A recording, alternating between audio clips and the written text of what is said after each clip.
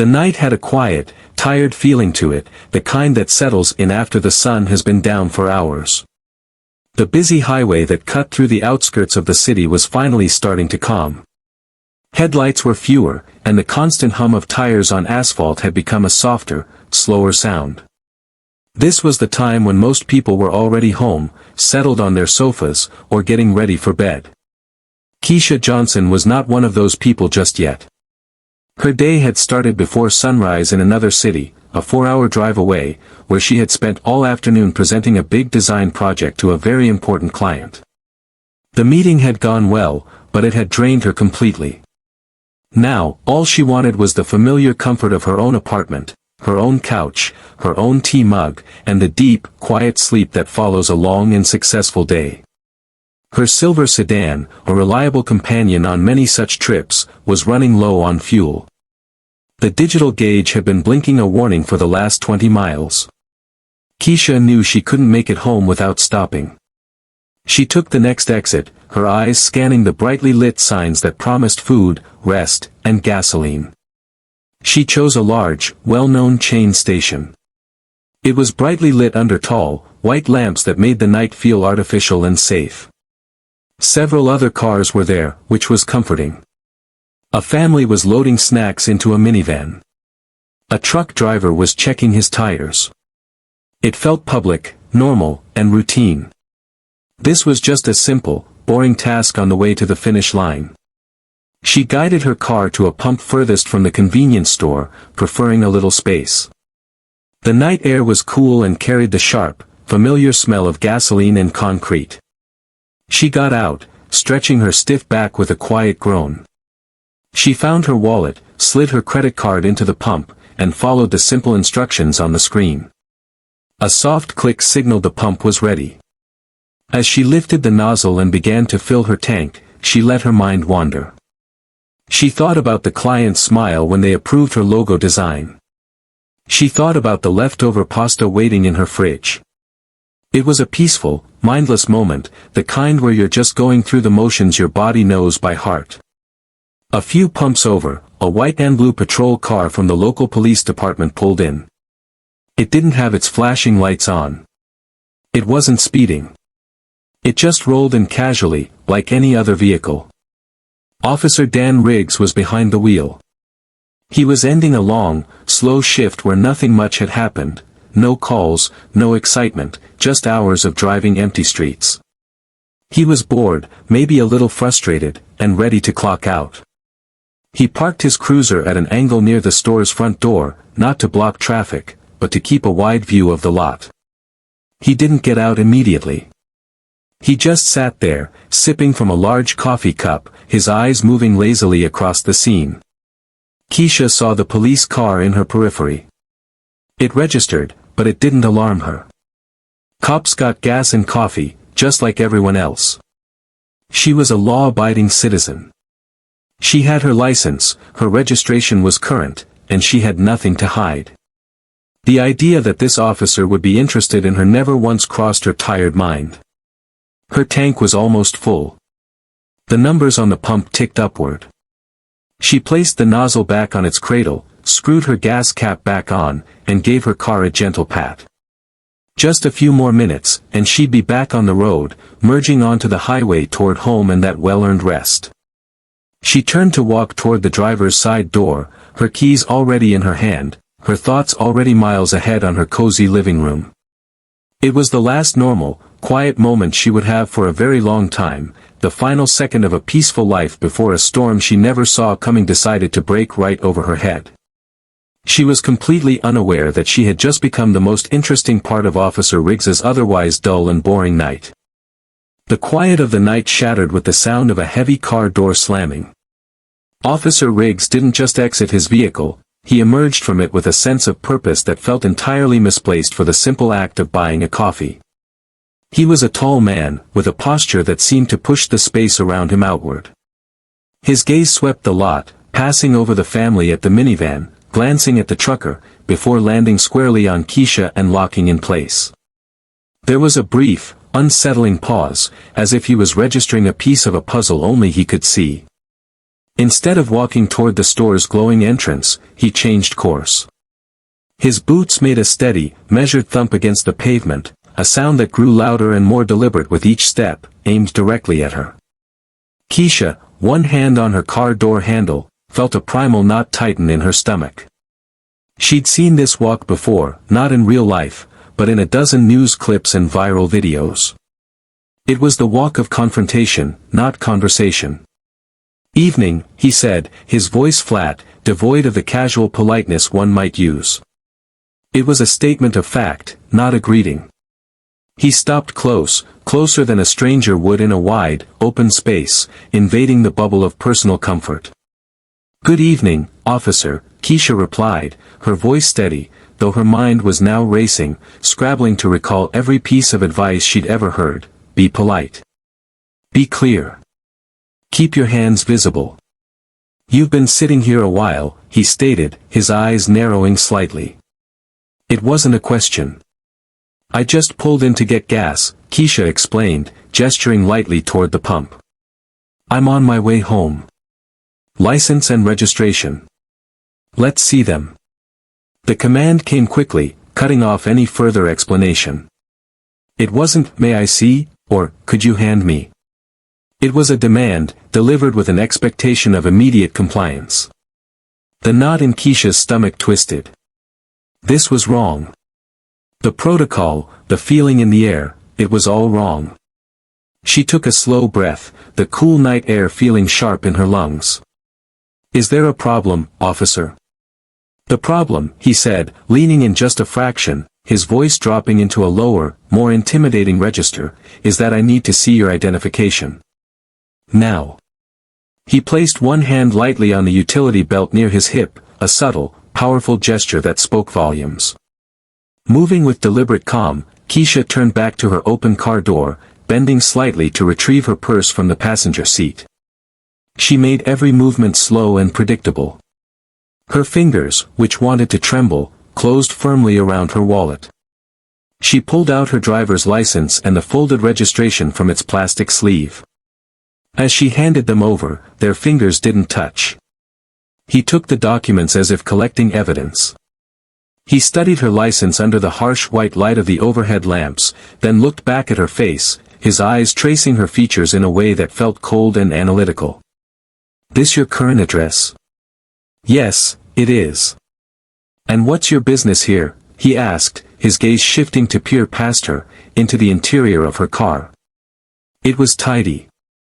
A designer's portfolio sat on the back seat, a wrapped energy bar on the console, a phone charger dangling from the dash. Nothing out of the ordinary.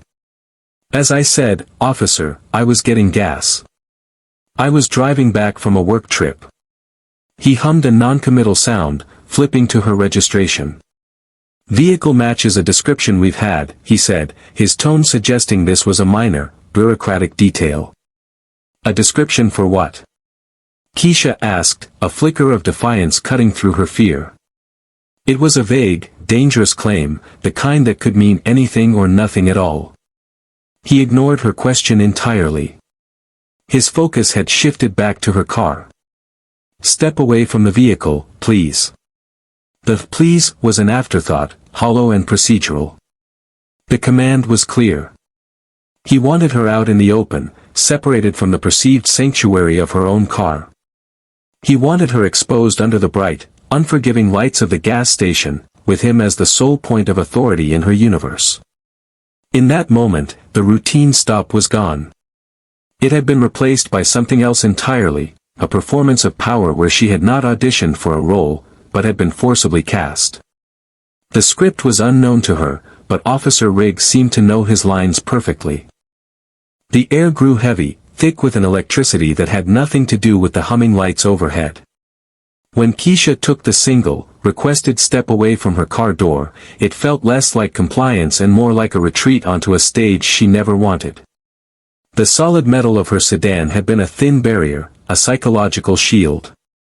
Now, with it at her back, she felt profoundly alone in the vast, empty space of the asphalt under the pitiless white glow.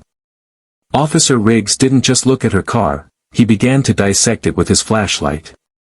The beam was a brutal, invasive slash in the night.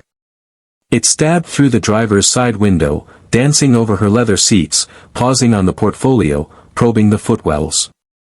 It wasn't a search for anything specific. It was a ritual of dominance, a visual assertion that every private corner of her life was now subject to his scrutiny.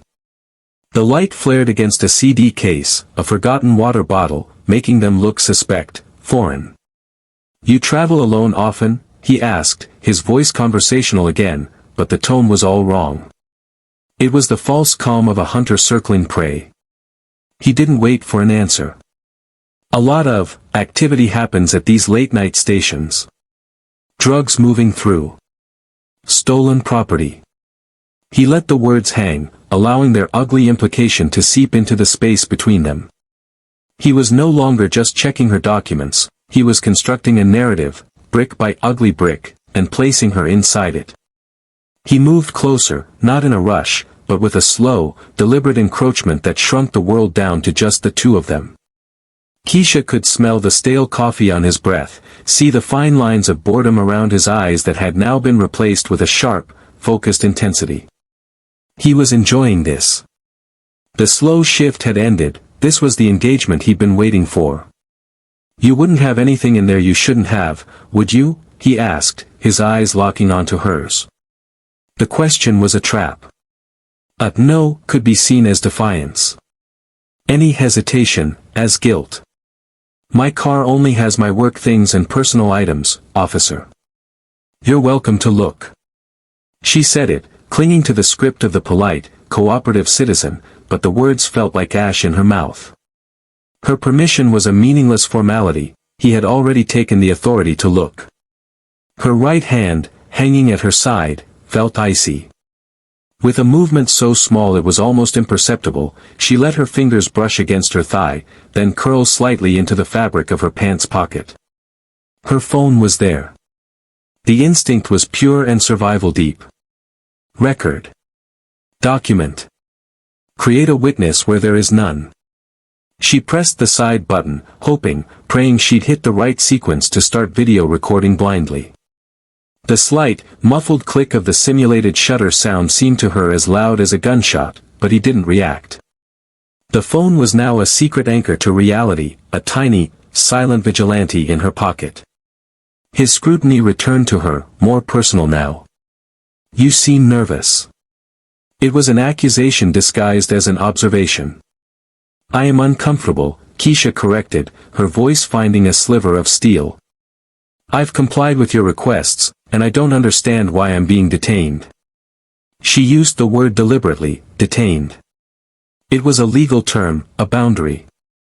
It was the wrong thing to say to a man like Riggs. His jaw tightened. The mask of procedural duty fell away completely, revealing a flash of pure irritation. "Nobody said you're being detained," he snapped, his volume rising just enough to make the family at the minivan glance over nervously before quickly looking away. "But your attitude is making me think maybe I should. You're being obstructive. You fit a description, and now you're giving me pushback." He took the final step, eliminating the last vestige of personal space. He was so close she could see the rough weave of his uniform, the nameplate that read, Riggs, the cold glint of the handcuffs hooked on his belt. They were no longer just tools, in that moment, under that light, they felt like an inevitability. His presence was a physical weight, pushing down on her, trying to crush her calm into something he could more easily categorize, fear, guilt, submission. This was no longer about a car matching a description. This was a test. He was testing the strength of her will against the brute force of his authority, waiting for her to break, to cry, to give him the reason his shift so desperately needed. The cool night was gone, replaced by a suffocating heat of injustice. And in her pocket, the unseen eye of her phone faithfully drank in the blinding light and the looming shadow. That single word, detained, hung in the air between them like a spark in a room full of gas. It was a lawyer's word, a knowing word. It shattered the illusion he was trying to maintain, the fiction of a casual, consensual chat. It meant she understood the rules of the game he was playing, and in that understanding, she had challenged the board itself. Officer Riggs's face changed. The bored, procedural mask dissolved completely, replaced by a raw and unmistakable flare of anger.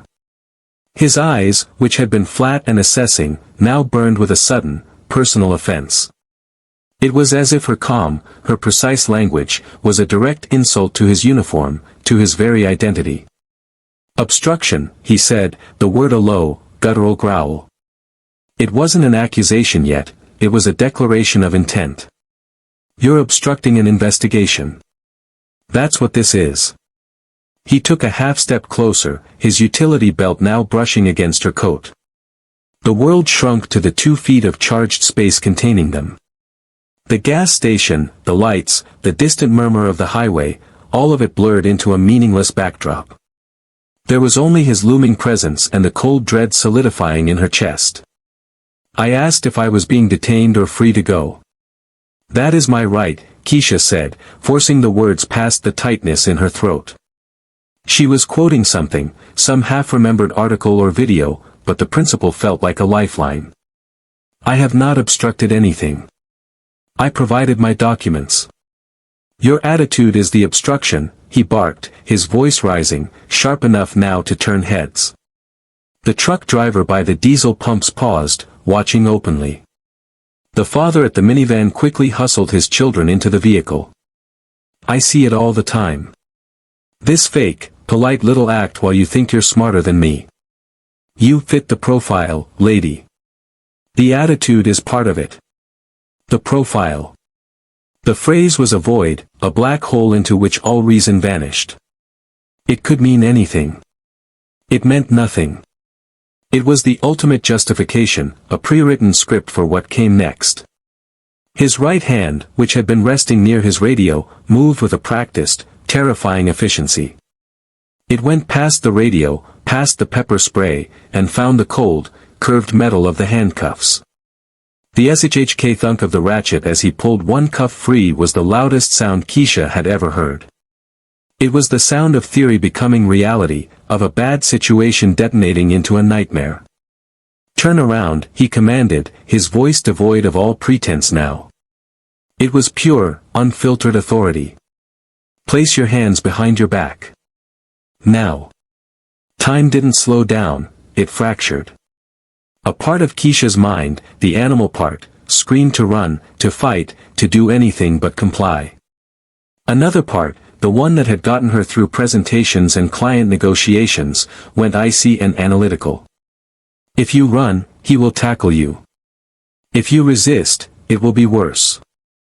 The camera is rolling. The camera is your witness." This last thought was the anchor.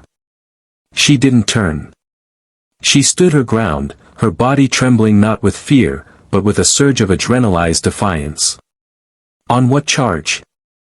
Tell me the charge." This was the breaking point. Her refusal to physically submit, to complete the final act of his performance, was an unconscionable rebellion. His face flushed a deep red. "I am placing you under arrest for obstruction of justice and resisting a lawful order. Turn around." He reached for her wrist. His grip was not the clinical, procedural hold of an officer making an arrest. It was a hard, personal clutch, his fingers digging into the soft flesh of her forearm. It was meant to hurt, to shock, to finally break her composure.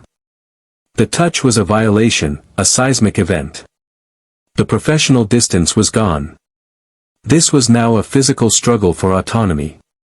In that instant, as his skin made contact with hers, a bizarre clarity washed over Keisha. This was it. This was the moment she had seen happen to other people on tiny, heartbreaking screens. This was the irreversible line. The arrest would happen. There would be the humiliating ride in the back of the cruiser, the booking, the fingerprints, the call to a bondsman. It would stain her record, her life. Her professional reputation, built over years of meticulous work, would forever have this attached to it, arrested at a gas station. All because she fit a profile he couldn't even define. Tears of sheer frustration, not of fear, welled hot in her eyes. She wouldn't give him the satisfaction of seeing them fall. She locked her knees, her mind racing ahead to the logistics of jail, of lawyers, of explaining the inexplicable to her family. She braced for the cold kiss of the metal cuff on her other wrist, for the final, definitive click that would seal her in this story. And that's when the high beams from the dark corner of the lot exploded into life. The high beams didn't just turn on, they erupted. Two perfect, blinding columns of pure white light sliced through the dim, oily haze of the gas station, transforming the scene from a tense private drama into a stark, public tableau. Everything was thrown into a brutal, hyperreal clarity, the fear on Keisha's face, the aggressive set of Riggs's shoulders, the dust motes dancing like agitated ghosts in the sudden glare. The light didn't feel like illumination, it felt like exposure. Every head in the vicinity snapped toward the source. The truck driver froze, a wrench hanging limp in his hand. The family in the minivan, who had been a blur of retreating motion, stopped, faces pale ovals pressed against the glass. For a suspended second, the entire world was silent and still, pinned by that light. Then, the driver's door of the unmarked, black SUV swung open. Not with a hurried creak, but with a heavy, authoritative thunk that resonated in the sudden quiet. A man emerged. He did not climb out, he unfolded himself from the vehicle, tall, broad-shouldered, moving with a deliberate, unhurried gravity that seemed to pull all the energy in the lot toward him. The stark overhead lights in his own vehicle's beams carved sharp angles on his face, but the uniform was unmistakable. It was the same dark fabric as Riggs's, but the insignia were different.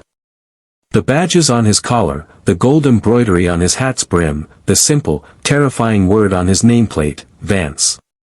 Chief Elias Vance took 2 steps away from his SUV and stopped. He did not approach. He did not shout. He simply stood, a monolithic silhouette framed by light, his hands at his sides, his gaze fixed on the scene before him. He had been a spectator in the shadows, a ghost at the edge of the stage. Now, he had declared himself the director. The effect on Officer Riggs was instantaneous and physiological. The hard clutch on Keisha's wrist didn't just loosen, it vanished, as if her skin had suddenly become electrified. His hand snapped back to his side as if burned. The furious red drained from his face so completely he turned a sickly, grayish-white, the color of old ashes. His mouth, which had been a tight line of command, went slack. The transformation was so absolute it was grotesque. The predator was gone, replaced by a child caught in an act of profound, world-ending mischief. A violent, uncontrollable tremor began in Riggs's hands. It started as a fine vibration in his fingertips, then traveled up his wrists, making the loose handcuff he still held rattle with a tiny, metallic chattering sound, a shameful percussion. The tremor seized his arms, making his elbows jerk. He tried to lock his knees to stop it, but the shaking traveled down his legs, a visible earthquake of dread rocking his entire frame. He was disintegrating in real time under the chief's silent, observing eye. Keisha, her arm throbbing where his fingers had been, stumbled back a half step, her own breath catching. Her mind, which had been racing toward jail cells and mugshots, screeched to a halt, unable to process this new variable. Who was this? Why was he here? The man's authority was so palpable it felt like a change in atmospheric pressure. She watched, stunned, as the man who had been an unbending wall of power just seconds ago now seemed to shrink, to wilt under the gaze from the shadows. Chief Vance's eyes swept from Riggs's trembling form to Keisha's face, noting her wide eyes, the defiant set of her jaw battling the shock. His expression was unreadable, not angry, not pleased. It was the calm, assessing look of a man viewing a complex problem that had just landed on his desk. He took in the dropped cuff, the aggressive stance Riggs had held just moments before, the clear distress of the civilian. He was piecing together the preceding minutes from their devastating aftermath. Finally, after an eternity of silence filled only by the distant highway and the hum of the lights, Chief Vance moved. He took one step forward, then another, his boots making a soft, definitive sound on the pavement. He was walking not toward his officer, but toward Keisha. He was bypassing the chain of command entirely, heading straight for the epicenter of the injustice. Riggs found his voice, but it was a shattered thing, a wheeze of sound. Chief. I can, this is a... Vance did not even glance at him. He held up a single hand, palm out, a gesture so simple yet so utterly silencing it cut Riggs's stammering explanation off at the root. The message was clear: you do not speak. Your turn is over. He stopped a respectful distance from Keisha. His eyes, when they met hers, were a deep, steady brown, holding none of Riggs's heat, only a profound and weary seriousness. Ma'am, he said, and his voice was a low, resonant baritone, calm but carrying effortlessly across the space. My name is Chief Elias Vance. Are you injured? The question was so basic, so human, so utterly divorced from the legalistic threats of moments before, that it almost broke her. The storm hadn't just stopped, the sky itself had changed. The question, are you injured? Hung in the air, a lifeline thrown across a chasm of hostility. It wasn't about legalities or procedure, it was about her, a human being. The sheer, disarming normality of it made Keisha's carefully constructed composure waver for the first time. A lump formed in her throat, and she could only manage a small, quick shake of her head, her eyes never leaving Chief Vance's face. He gave a single, slow nod, accepting her silent answer. Then, without any dramatics, he turned his head just enough to bring Officer Riggs into his periphery. His gaze was not a look of fiery anger, but something far more devastating, a cold, surgical disappointment. It was the look a master craftsman might give a tool that has catastrophically failed at the moment it was most needed. Officer Riggs, Vance said, and his voice was different now when addressing his subordinate. It was flat, drained of all resonance, leaving only the bare bones of command. You will return to your cruiser. You will place your service weapon and your badge on the dashboard. You will then sit in the driver's seat, place your hands on the steering wheel, and you will not move. You will not touch your radio. You will await officers from internal affairs. Is that understood? Each directive was a clean, precise cut. There was no room for question, for debate, for the bluster Riggs had wielded just moments before. This was not a superior officer issuing a reprimand, this was a surgeon excising a malignancy from the body of his department. Riggs tried to speak. His mouth opened and closed, but no sound emerged except a dry click. The trembling that had seized his limbs seemed to have migrated inward, locking up his vocal cords. The handcuff still dangled from his numb fingers. With a jerky, puppet-like motion, he fumbled to secure it back on his belt, missing the hook twice before it finally caught. The metallic clink was a pathetic echo of its earlier, threatening promise. He couldn't meet Vance's eyes. His own gaze darted from the chief's stern face to the asphalt, to the blinding headlights, anywhere but the source of his ruin. The swagger, the inflated chest, the performative authority, all of it had been utterly deflated. He was just a man in a uniform that suddenly seemed several sizes too big. With a stiff, shuffling gait, as if his joints had rusted, he turned and walked the 20 feet back to his patrol car. Every step was a public confession. Keisha watched him go, a storm of emotions threatening to overwhelm her, relief so potent it felt like nausea, a residual anger that burned in her veins, and a dizzying sense of whiplash. The universe had flipped its axis in under a minute. Chief Vance's focus returned to her, full and complete. He took one step closer, deliberately reducing his height advantage by dipping his head slightly. "What is your name?" he asked, his voice returning to that calm, measured tone. "Keisha. Keisha Johnson." "Ms. Johnson," he said, the formality respectful, anointing her with a dignity that had been stripped away. "I am profoundly sorry for what you have just experienced. What you have endured tonight is not what this department stands for, and it is not policing." He didn't offer excuses. He didn't say, misunderstanding. He named it for what it was, an endured ordeal. He then extended his hand, not to shake hers, but palm up, a clear and patient request. "May I see the license and registration he took from you?" Wordlessly, Her own hands now beginning to shake in the aftermath of the adrenaline crash, Keisha pointed a trembling finger toward Riggs's cruiser. The documents were still clutched in the officer's left hand, forgotten in his retreat. Vance's lips tightened almost imperceptibly. He turned and walked with that same deliberate pace to the driver's side of the patrol car. Riggs, now sitting rigidly with his hands at 10 and 2 on the wheel, stared straight ahead, a statue of shame.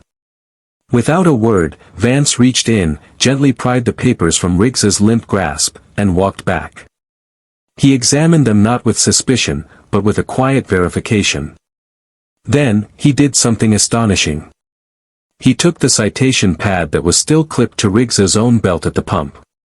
Flipping it open, he found the top sheet, the one where Riggs had likely already begun scribbling charges, obstruction, resisting, based on nothing but his own irritation.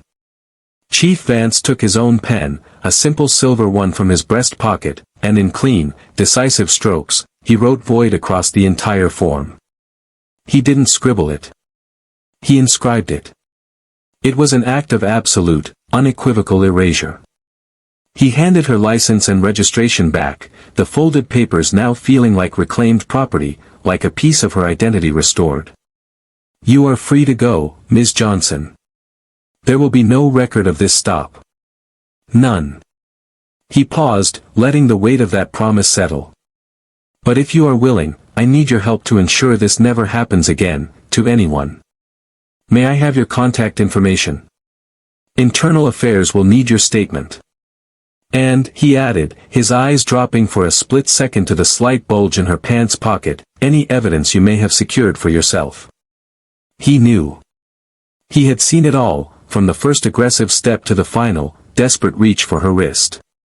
He had witnessed the entire ugly performance, and now, he was offering her a role in writing its final, just conclusion. The power was no longer something being wielded against her. It was being offered, humbly, as a tool for her to use. The world began to seep back in, detail by surreal detail. The hum of the cooler units behind the convenience store. The smell of burnt coffee from an open vent. The distant, rhythmic blink of a neon open sign. Keisha stood there, holding her license, the paper feeling strangely heavy and insubstantial at the same time. The word void stared up at her in the chief's crisp handwriting, not just a cancellation, but a negation. It was as if the last 10 minutes were being surgically removed from reality. Chief Vance's request hung in the air, "May I have your contact information?" It was a choice, not a command. A request for partnership in a process where, moments ago, she had been slated to be the processed. This shift, this handing of agency back to her, was almost more disorienting than the harassment.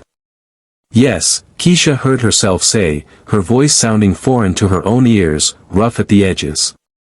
"Yes, of course." She fumbled for a pen, but he was already offering his own silver one, the same instrument of annulment. She wrote her number on a clean page of his small, leather-bound notebook. The act felt significant, like signing a treaty. "Internal Affairs will call you first thing in the morning," he said, closing the notebook with a soft snap. "Captain Grayson. She is rigorous, and she is fair. You will be heard." He then looked past her, toward her car. "Are you fit to drive? Is there someone you can call to talk to on your way home?" The concern was so paternal, so starkly decent, it threatened to unravel the last of her composure. She nodded again, swallowing hard. "I'll be okay. I need to go home." "I understand," he replied. He didn't move to escort her, didn't crowd her. He simply gave her space to reclaim her own momentum. "Drive safely, Ms. Johnson. And again, on behalf of the department, my deepest apologies." Keisha turned and walked back to her car on legs that felt made of sponge. The door handle was cool under her palm. As she slid into the driver's seat, the familiar scent of her own car, leather cleaner and the faint echo of her perfume, wrapped around her like a blanket. It was a scent from the before time. She closed the door, and the thunk of its sealing shut felt like the closing of a vault, locking the insanity outside. Through the windshield, the scene played out in a kind of silent, theatrical tableaus. Chief Vance had not moved. He stood as a sentinel between her car and Riggs's cruiser. He was ensuring her clean exit, a human barrier against any last flicker of the chaos he had quelled. As she started the engine, she saw two new patrol cars, unmarked and sleek, glide into the lot without sirens. Their doors opened, and two serious-looking individuals in crisp business attire, a man and a woman, stepped out. Internal Affairs. They didn't approach Keisha. They went directly to Chief Vance, who met them with a curt nod. He gestured once, succinctly, toward Riggs's cruiser. The woman, Captain Grayson presumably, walked to the driver's side and leaned down, speaking to Riggs through the glass. Keisha saw Riggs's head bow, a final, definitive gesture of defeat. She couldn't watch anymore. She put the car in reverse, the tires crunching over loose gravel. As she pulled onto the service road, she glanced once in the rearview mirror. The last image she saw was Chief Vance, standing tall under the white lights, watching her taillights go. He was not celebrating a victory. His posture spoke of a grim, necessary duty performed, the weight of it settled firmly on his shoulders. The scene shrunk behind her, transforming from a visceral, personal terror back into a distant, lit diorama, a problem contained, a wrong being methodically righted. The highway on-ramp appeared. She accelerated, merging into the sparse, late-night traffic. The normalcy of it was jarring. Other cars passed, drivers oblivious, wrapped in their own worlds, their own podcasts, their own thoughts of home. The profound isolation of her experience crashed over her. She had just traversed a universe of injustice and come out the other side, and the world around her hummed along, utterly unchanged. It was then, in the quiet capsule of her moving car, that the delayed reaction hit. A violent, whole-body shudder racked her frame, as if her soul were shaking itself dry. The tears she had refused to shed in front of Riggs now came, hot and silent, tracing paths down her cheeks. They were not tears of fear anymore. They were tears of release, of fury, of a bewildering grief for the simple, quiet night that had been stolen from her. She drove, one hand on the wheel, the other pressed against her mouth, holding in the scream that had been building since the moment his shadow first fell over her. The road ahead was clear, and home was waiting, but she knew nothing would ever feel quite as simple again. The journey back to normal would be longer than the drive. The silence of her apartment was a physical presence, thick and watchful. Keisha didn't turn on the overhead lights.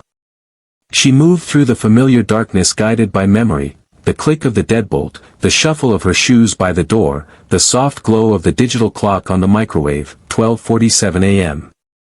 She stood in her own kitchen, surrounded by the evidence of her normal life, a half-empty dishwasher, a mail pile on the counter, her favorite mug waiting by the kettle, and felt like a ghost haunting it.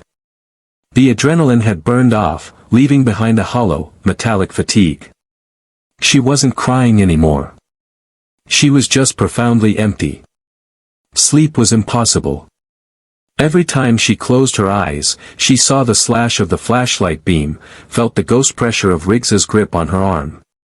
She made tea, not because she wanted it, but because the ritual of boiling water, steeping the leaves, was a sequence of normal actions she could cling to. She sat at her small dining table, the steam warming her face, and waited for the sun. The night felt less like a passage of time and more like a chamber she had to patiently endure. At 8:15 a.m., her phone buzzed on the table. The screen showed a number with the city's area code, but not the standard police precinct prefix. She let it ring 3 times, gathering herself, before answering. "Ms. Johnson. This is Captain Mara Grayson, Office of Internal Affairs. Chief Vance asked me to contact you." The voice was professional, crisp, but not cold.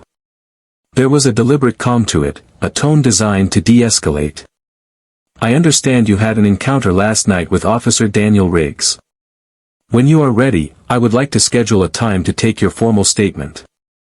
They met 2 days later, not in a sterile police interview room, but in a quiet, sunlit conference room at a public library branch.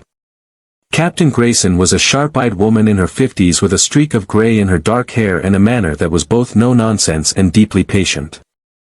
She had a digital recorder, a notepad, and a folder already labeled Riggs, D.I.A. Case 4478. "We operate on a preponderance of evidence," Grayson explained, her hands folded on the table.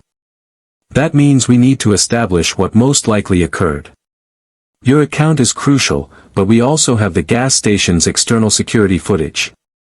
It has no audio, but it shows his approach, his posture, the entire progression." She chose the word carefully. "Chief Vance's eyewitness account is also part of the record. But he insisted we speak with you first." For an hour, Keisha walked her through it. The fatigue was gone, replaced by a clear, crystalline recall of every word, every gesture. She told her about the profile, the threatened handcuffs, the shaking. When she mentioned her own phone recording, Captain Grayson nodded, a flicker of something like respect in her eyes. "Would you be willing to share that file with us? It would be entered as evidence." Keisha uploaded the video to a secure portal that afternoon. Watching it back on her laptop was a surreal out-of-body experience. There she was, a small figure in the frame, her voice steady while the looming, distorted form of Riggs barked and threatened. Seeing his hand reach for her wrist from the low, discreet angle made her stomach clench all over again. But this time, she was watching as a witness, not a victim. The process was not swift, but it was transparent. Captain Grayson called with updates every few days. Officer Riggs was suspended without pay, pending the full investigation. The union provided him a lawyer. There would be a disciplinary tribunal. Chief Vance called once, a week later. "Ms. Johnson," he said, his voice quieter over the phone. "I'm calling to inform you that the internal process is moving forward. I also wanted to tell you that, based on this and a review of his prior interactions, Officer Riggs will not be returning to patrol duty in this department. Regardless of the tribunal's outcome, his badge here is done." He paused. "This doesn't fix what happened to you. But I want you to know it ends with him." It was the last time she spoke directly to anyone involved. The official letter arrived a month later, stating the findings of the investigation sustained her allegations of misconduct and unjustified escalation. Officer Daniel Riggs was terminated. Keisha folded the letter and put it in a filing cabinet with her tax documents. She did not frame it. She did not post about it online. The vindication was quiet, a solemn closing of a ledger. Life did return to normal, but it was a new kind of normal, one with a hairline fracture running through its center. She still got gas at night, but she chose different stations, well-lit and busy. She kept her phone charged, her hands always visible. The world had revealed a hidden rulebook to her, one written in the language of risk and mitigation. The story didn't end with a triumphant victory. It ended with a woman who had looked into the abyss of arbitrary power and, through a confluence of her own calm, a hidden camera, and the conscience of a stranger in a vehicle, had managed to step back from its edge. She had her life back, unchanged on the surface. But she carried the knowledge now, heavy and quiet, of how fragile it all was, and of the profound, unsettling difference between a world where authority goes unchecked and one where, just sometimes, it is forced to look at its own reflection and tremble.